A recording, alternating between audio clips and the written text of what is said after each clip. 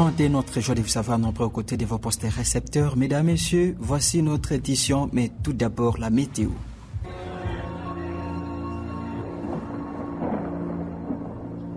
Oasis, la météo. Voici comment se présentent les prévisions météorologiques de ce samedi 13 juillet 2024 à Ville de Béni. Lever du soleil 6h03 et son coucher 18h12. Le vent courra à 10 km par heure l'avant-midi à direction nord et à la même vitesse l'après-midi à direction sud-ouest.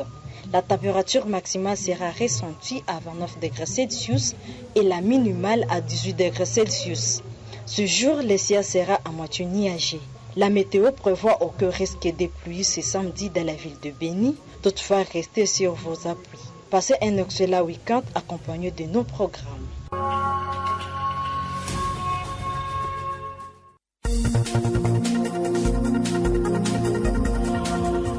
Au sommaire de cette édition du journal, la population a les droits de décider sur l'exploitation du pétrole dans le parc national de Virunga et d'autres zones de la RDC. Ceci a été dit lors d'un dialogue social organisé par la structure Conco Nouveau ce vendredi en ville de Béni. Nous en parlons tout à l'heure dans cette édition du journal. Des tirs de feu se sont fait attendre dans la soirée de jeudi à Mavono en ville de Butembo. Une dispute éclatée entre deux soldats FARDC dans ces bistrons selon les sources locales. Et puis, la variole des singes, cette maladie mortelle qui se transmet par la manipulation des rats sauvages, est signalée ces derniers temps en province du Nord Kivu. La division provinciale des santé antenne de Butembo appelle la population à s'orienter dans une structure sanitaire en cas d'une fièvre ou de la manifestation des décales. Ce titre et bien d'autres vont vous être développés dans ce journal mis en onde par Trésor Mikamunda. Nous sommes à sa présentation Bio Matungani et Justin Palukumpania. Mesdames, Messieurs, bienvenue au détail. Jeune, ton avenir est plein d'espoir. Mais une seconde de plaisir sexuel peut le gâcher à jamais. Sois sage. Un dialogue social a été organisé ce vendredi 12 juillet en ville de Béni par la structure Conco Nouveau. L'objectif était de préparer différentes couches de la population à une probable exploitation de carburant dans le parc national de Virunga et d'autres parties de l'RDC. Serge Kampale, directeur de cette structure, indique qu'il est du droit de la population de chercher la transparence du gouvernement pour ce qui concerne le processus de coopération entre la RDC et les firmes internationales. À la croire, il sera à la population de décider de l'opportunité ou non d'exploiter du pétrole dans différents blocs pétroliers et gaziers du Congo. Serge Kampale est au micro de Charmante Siava. Ici, comme c'est un dialogue, ce n'est pas un dictat.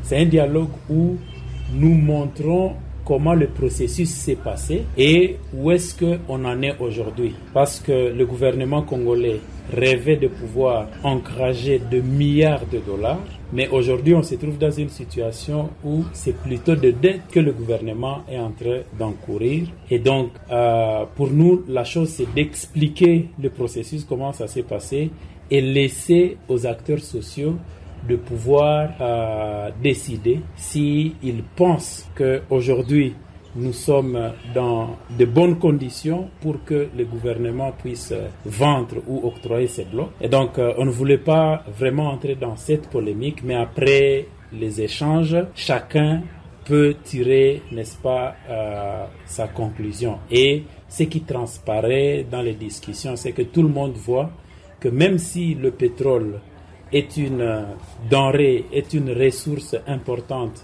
que nous devons exploiter parce que c'est Dieu qui nous l'a donné, mais avec la façon avec laquelle la problématique est en train d'être traitée, beaucoup d'opacité, aucune transparence, cela en fait nous appelle ou nous montre que nous ne sommes pas prêts à pouvoir exploiter de façon rationnelle, durable pour le bien de la communauté. Une journée sans activité socio-économique est annoncée pour ce lundi 11 juillet 2024 à ville de Butembo. Meeting populaire en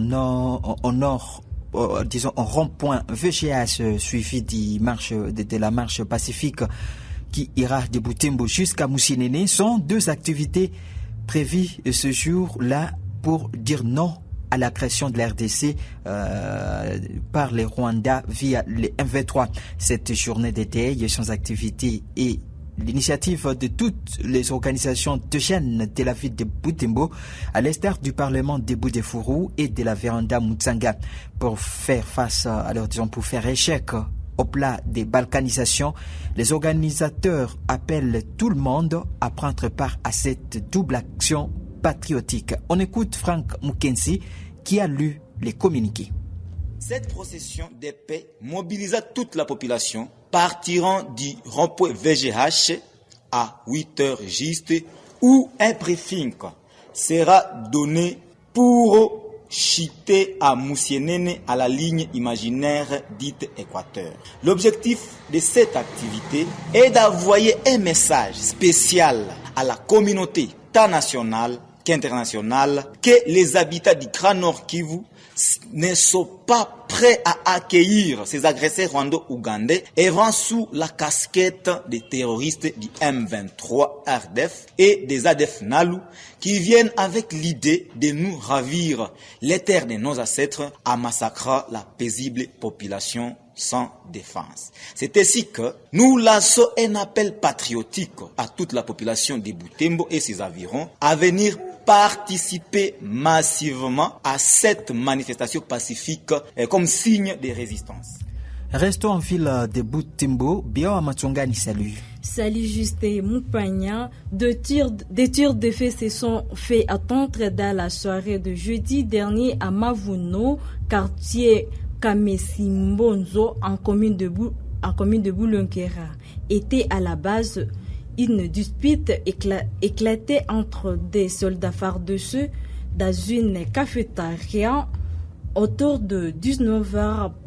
Pas de mort, mais la venteuse a été touchée par 2 balles à cette occasion. Une balle est passée par la joue gauche pour sortir par la joue droite. John Kameta, président de la société civile en commune de Boulonkera, on l'écoute. Que 2 militaires qui étaient dans une cafétéria au rond-point Mabono, qui étaient en train de prendre une bouteille, et malheureusement ils se sont disputés. Pendant leur dispute, l'un d'entre eux a crépité au point de blesser une fille au niveau de sa joue. C'est un comportement que nous déplorons comme société civile. L'occasion donc pour nous d'alerter des autorités compétentes, de mener des enquêtes approfondies pour exactement comprendre les modules de cet acte condamnable par la loi. Et après les enquêtes, nous souhaitons que les auteurs de cet acte soient sévèrement sanctionnés selon les lois de la République. Le chef coutumier du groupement Mounigi, M. Amini Kifende, a échappé belle à un assassinat le matin de ce vendredi 12 juillet 2024 en ville de Goma. D'après des sources locales, ce chef coutumier vivant au quartier Kassika a encore été raté par 2 bandits armés il y a quelques jours. Celui-ci a été sauvé par un policier qui était à son garde à son domicile. Je vous propose d'écouter Monsieur Guillaume Bazungu, membre de la jeunesse du quartier Kassika, au micro de Bienfait Tom Sifou. Nous sommes en ville de Goma, précisément ici au quartier Kassika, tout près de l'honorable Ngeleza, dans l'avenue Tala. C'est là où la situation s'est passée. Les moines ont été attaqués par des bandits armés et ont tiré des balles. Et directement, il y avait un policier là-bas qui avait répliqué. Et par la grâce de Dieu, les moines ont échappé à cet attentat suite à la force divine et l'effort que le policier lui-même a fourni. Il a tiré sur les bandits et a tiré même sur un qui est tombé sur place. Les autres avaient circulé la maison, entouré la maison, mais les policiers ont réussi à les chasser moyennant des balles bien tirées. Le policier héros là qui a sauvé les moines là et tout le monde l'applaudit, c'est une bonne chose. Nous voulons seulement remercier les policiers suite à ces efforts qu'il avait fournis en protégeant notre chef et en protégeant même la population alentour. Vraiment, c'est une bonne chose. Que Dieu lui bénisse. Nous demanderons même à la famille royale, même de le féliciter, même avec une parcelle, parce qu'il a sauvé la vie humaine de la famille royale. En réaction à cette situation, la population civile de Goma, qui croyait déjà à une probable incursion de l'ennemi dans la ville, déplore la non-intervention des éléments loyalistes cette nuit. Les habitants des quartiers cités si haut demandent aux services de sécurité de bien prendre la situation sécuritaire de Goma pour mettre fin au banditisme dans cette ville. Écoutez quelques habitants rencontrés au quartier Kassika s'exprimant au micro des Bienfaits Tumsifou. Il est inconcevable que dans une ville touristique où il y a tout un gouverneur, un général, il y a le maire de la ville qui est un colonel, un policier, il y a le commandant région, il est aussi un général, il y a le général Falsi Kabo, le commandant des opérations militaires, et que nous puissions durer depuis 1h du matin jusqu'à 4h dans des crépitements de balles, il n'y a aucune intervention militaire. C'est pourquoi il est inconcevable. En tout cas, trop c'est trop. Ça n'est trop. Il n'y a aucune intervention militaire jusqu'à présent. Présentement, nous sommes au niveau de la commune de Karisimbi, quartier Mabanga Nord, quartier Kassika, quartier Madjengo, partout. Donc, toute la commune, ce sont les crépitements de balles. Ça ne s'explique pas. Donc, le gouverneur Timon doit nous dire qu'est-ce qui ne va pas avec cette situation. C'était des voleurs. Nous appelons notre gouvernement au renforcement de la sécurité, car jusqu'à présent, il n'y a pas eu l'intervention de nos militaires. Nous avons fermé la route par des pierres. Nous sommes à l'extérieur à cette heure. Vraiment, c'est pas bien de chaque fois écouter des crépitements de balles, ça et là. Nous sommes fatigués. Nous demandons l'implication des autorités pour que la sécurité revienne dans notre entité.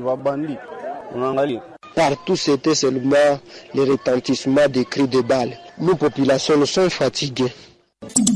Oasis Congo FM TV, votre journal.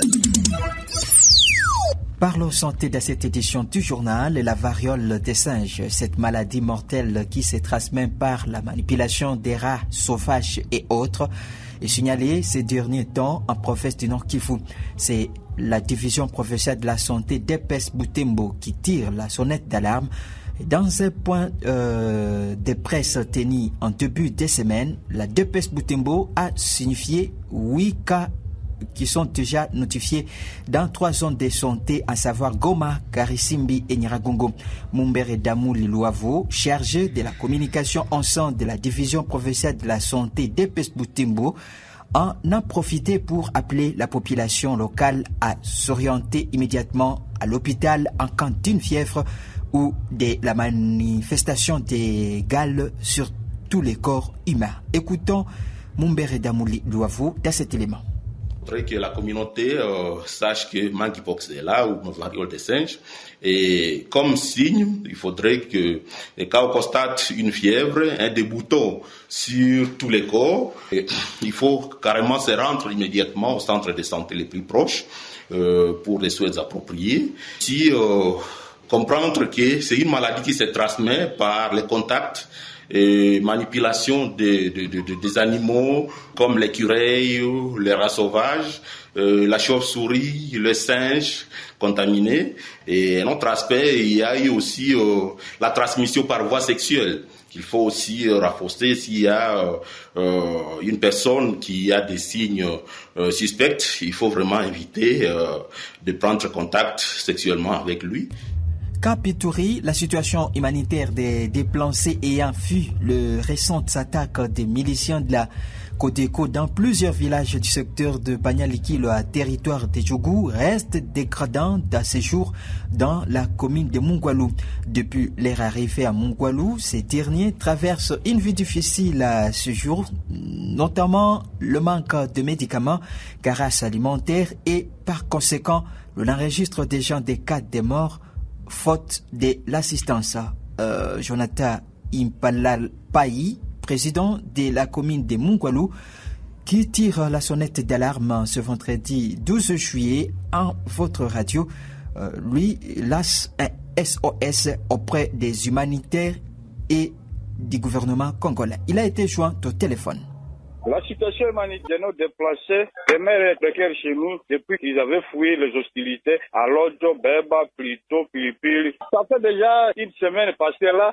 Il n'y a pas encore même une assistance. Il y a des déplacés malades, ils ne savent pas comment se faire soigner. Il n'y a pas l'aide humanitaire. Nous avons enregistré aussi le bon nombre de pygmées. Hier, nous avions enterré un enfant pygmée. Ils passent la nuit à la belle étoile. Que les humanitaires viennent en aide le plus tôt possible, car nous enregistrons déjà les morts. Ces déplacés n'ont pas même d'assistance médicale, au risque de perdre un bon nombre de ces déplacés. Que l'armée impose la paix pour le rétablissement de l'autorité de l'État dans cette contrée. Vous l'avez compris, nous sommes à l'apothéose de cette édition du journal. Édition mise impeccablement en onde par Trésor Bikamunda. Étions à votre service Bioa Matungani et Justin Paloukou-Mpanya. Merci à vous de nous avoir suivis.